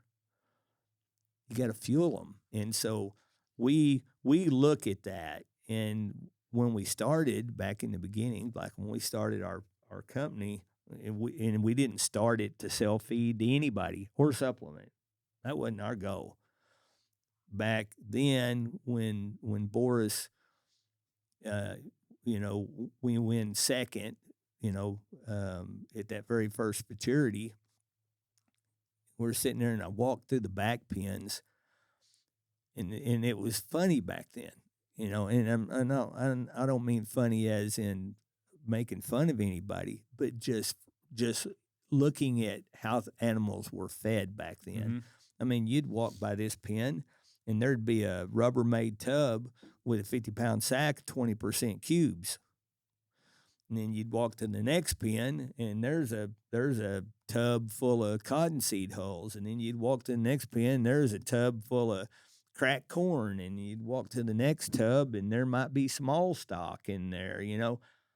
There was no rhyme or reason to how to feed these animals to get the performance out of them. And so when we started, Brent, he said it best. We got to feed them like racehorses. They don't just go get a cup of oats, or a can of oats. They're on highly regulated diets. Right. I mean, it's specific for what we want them animals to do. And so when we went and talked to Frank Hopkins, our first nutritionist, and hired this guy, and he told me something I'd never heard before. You ever heard of fast twitch muscles? I mean, I have now, but he told me something. He goes, the beef industry, they don't want you feeding fast twitch muscles. He said, majority of all feed that's developed is made to grow tender beef. We just want to keep them alive, keep them healthy. We don't want fast twitch. I don't want them jumping and kicking and losing pounds in the pasture. We want them to be tender and fat, and And he says, we got to feed fast twitch muscle. And I had no idea. But when he started formulating, and we spent several days with this guy just showing him video of bulls and what we want, this is what we're wanting them to do, and how do we feed for that?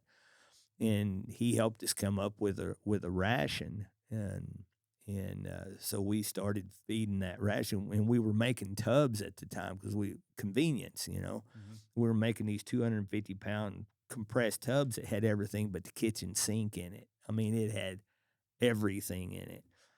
And I was telling a guy at a meeting here this last weekend, and I said at that time we sold those tubs for $52 a Jeez. tub, and I said it cost us $48.50 to make them. We were making $3.50 a tub, and we didn't, but we weren't. It wasn't. When we went to selling them, we sold them for 52. But Yeah. at the time when we was making them, it was, we were trying to develop our cow herd and our bulls, and we made a bull developer, and we made a cow calf tub, and man, they were great. But then these competitions started happening, and it's like, how do we tote this 250-pound tub around and feed this bull? And so then we had to come back and go back and reformulate and develop a textured bag feed with all the goodies in it. Mm-hmm. And then I had a guy in Duncan there, because we were selling, people going, hey, can we buy that? Can we buy that? And we're like, well, that'll help pay for ours, And so, yeah, but we had to buy a semi-load at a time. Well, the mice get into it, and the coons get into it in the barn, and the possums, and you trying to. You weren't selling it that fast. Weren't selling it that fast. So anyway, long story short, a guy told us, he said, you ain't gonna never make money selling feed. He said, you need to take the goodie out of that and put that in that bucket in the supplement where they can put it on top of whatever they're feeding and make their feed better, fill the holes in their feed. And so we spent another 2 years just trying to figure that part out. And so everything that we've done in this, we went at it with a purpose of results. Whatever it took, we wanted results. And so once we got a formulation, we'd use it for a year, maybe more, before we ever even showed it to anybody, or we'd go and put it into specific programs. Kent Cox was a great program for us because he did things right, and we looked at people that did things right in their programs, and then we'd go into them and go, okay, here, would you feed this? Tell us your results. Tell us your results. Tell us your results, and we would, and then we would tweak it from there. And so we that's how we started. So everything was, there was a need, and then How do we attack that? How do we attack it? Everything from the heat stress. We did the heat stress for bushwhacker. We did the bova aid for bushwhacker. We had him on the supplement since he was a 2-year-old. When Kent, brought him to Duncan the first time, and he was, 16 points or something, 17-point bull, and anybody else would have cut his head off. And Kent said, no, he's got what it takes, And so he started him on the supplement there, and he was on it till the day he died, So we've developed things to fit specific needs. The de-stress we developed it because I'd bring them calves in. Brent and I'd bring calves in, and our pens are solid pipe pens. Well, them calves would come in like a school of fish and just roll into them pens and pile up, and they were knocking teeth out and breaking noses and knocking horns off and knocking shoulders down, ducking around corners, and we're like, we can't keep doing this, no matter how quiet, how slow you handle. Mm-hmm. And so we went to working on that de-stress product to help take care of that problem. But then everything else that we did with it, as we tweaked it, we found that, God, there's so many other things that this will help with. That calf that comes to the event and he paces the pen all day the day before and the night before, and he doesn't ever lay down and rest, or he doesn't eat, or he doesn't drink, or he washes out in the buck and shoot when you get him in there. All those are stress issues. That's what That's what that product's developed for. We wean calves on it now. We've got cows bred that we would have never got bred. Um, Red Rain's mom, that cow that Raymond and Coy Henry. Dam of the year. Yeah, dam of the year. She wasn't ever going to get bred in an AI scenario because she'd kill herself first. And we got her, got Raymond and them on the de-stress to where they could take. Is that when they AI'd her to top dollar? Oh, was that? Yep. I'll be dang. Yep. Show me dollars as a result of the de-stress. Yep. Absolutely. And it changed everything with her, just everything. And we see that in a lot of cases, but my goal is always to produce, if I'm gonna dive into a problem and try to develop something to fix it, that we fix the problem, we have results. We're not just developing a product to go, oh, we got another one on the shelf. I don't want to do that. I want it to be when I sit across the table from you, or we're standing here visiting about it, I can look you in the eye and go, if you will do what I tell you to do with this product, it's going to help you. Mm-hmm. It's going to work. We're not guessing at it. We're not going, well, sometimes it does. We know it works, or you'd never know I had it, because I won't tell nobody. If it was something that didn't work, or it only worked half the time, you'd never know about it. You don't have to specify, but has there been any products you've tried to develop that nobody found out about? Or did you not quit until you got something that what you were looking for? I've got two things that we worked on, and it wasn't because they didn't work.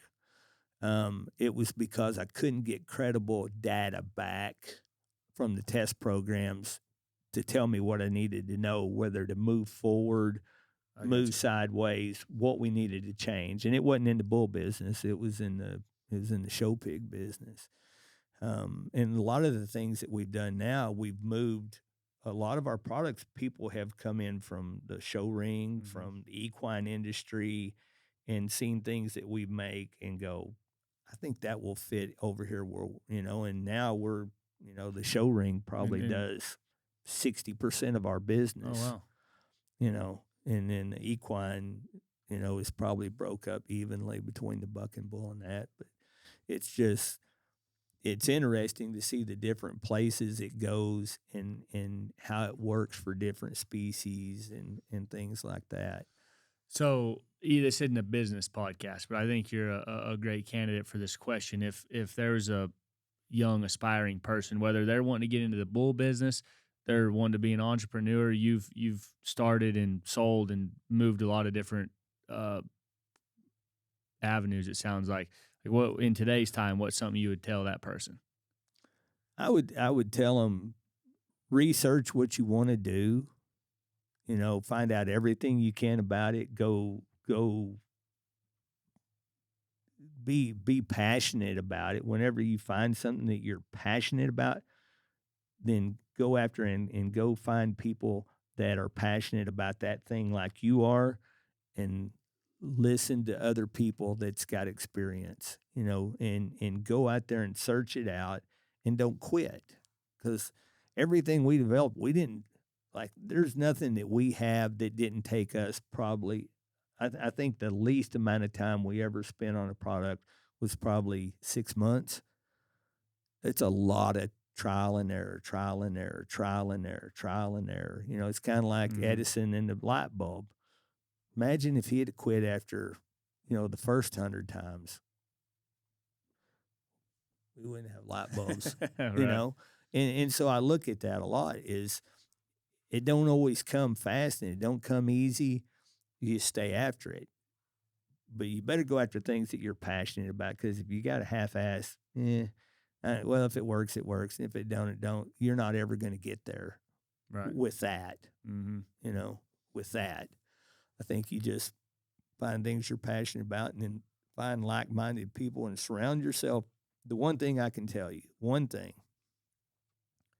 surround yourself with people that are smarter than you are, whatever you're doing. Find the smartest people you can possibly find in that field and become their student. I'm not a very smart person. I've been really fortunate to surround myself with people that are way smarter than me and back up and listen to them, whether it's event production, whether it was fighting bulls, whether it was raising bucking bulls or breeding cows or developing formulas for supplements. Surround yourself with people that are smarter than you, and that would be the one thing I'd tell young people. Awesome. Well, that was good. I enjoyed it. I appreciate you coming on and being the first guest for the new talking everybody's ear off first. Yeah, and the new setup and stuff. So appreciate it. Thanks, Jim. Hey, enjoyed it. Thanks you.